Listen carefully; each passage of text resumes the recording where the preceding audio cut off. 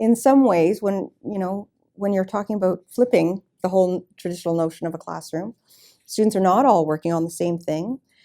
Maybe they're not actually striving to answer questions so much as to question the answers, right?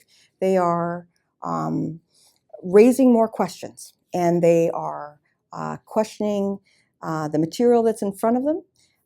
They're questioning each other safely and kindly, respectfully, but they might also be questioning the teacher. And what does the teacher do with that? So that's a pretty dynamic setting. And when you think about it, it's a pretty sophisticated setting, right? That we often don't see that kind of setting until you get to master's level education. But why can't we create that kind of setting now? And how can we, if we do that, how are we preparing kids to become really, really thoughtful citizens and engaged citizens if we allow them to thrive in this setting? So many of our disengaged students probably, quite frankly, have been shut down too many times.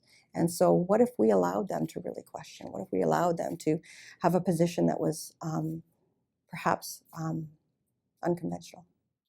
If a teacher is really working with those students, then you're not going to be able to walk in on Wednesday and notice that they're covering this part of the curriculum. In fact, I would think that those classrooms and the content that's being covered would look very, very different depending on so it's very hard to predict what you'll see. But in terms of climate, that classroom climate, what are you going to see? You are likely going to see and hear, you're going to hear lots of noise, I think. You're going to hear students thinking out loud and sharing ideas and wrestling with each other's ideas.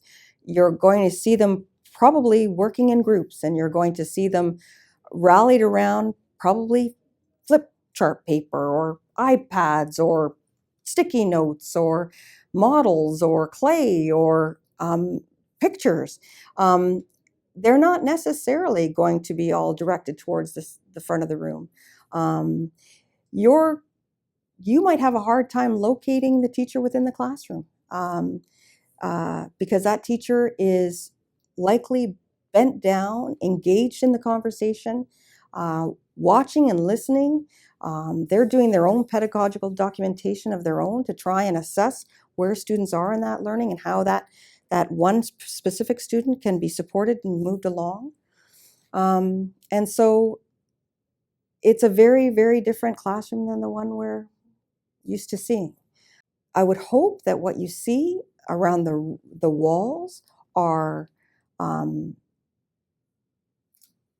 triggers for their thinking, so that students would know where to look and know how to support each other in the learning, so that that teacher is not necessarily the central figure in the classroom, that the students are now beginning to draw on each other as authorities within the classroom and drawing on each other for support. Were I a teacher, if my students are not failing and not fumbling, I'd be asking if they're striving, so, or if I'm situating opportunities for them to really stretch themselves. So I just think, this whole Carol Dweck thinking that we're all engaged in is we really do need to question how we are situating the learning for kids.